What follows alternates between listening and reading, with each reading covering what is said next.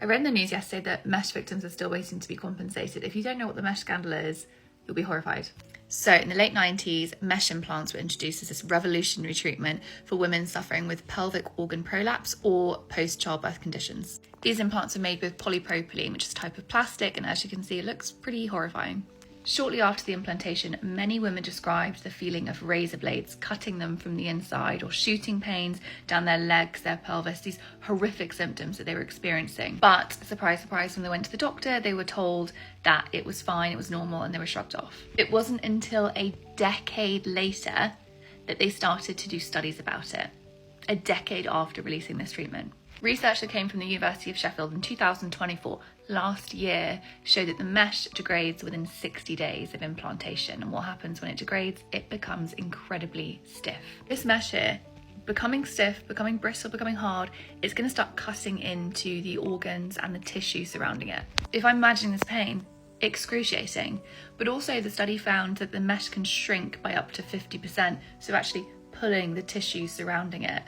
Excruciating. But what's more, you're putting plastic in the body. You're putting something that is a foreign object in the body, and many of women's bodies reacted by suppressing the immune system and causing chronic inflammation. And this is the most heartbreaking piece of it all, is when women finally were able to prove that the pain was real, the doctors started saying that actually it was nearly impossible or extremely difficult to remove the mesh in their bodies. In some cases, surgeons can go in and remove fragments of it, but not the whole thing. So these women are going to suffer horrendously because of the sheer incompetence of the medical industry.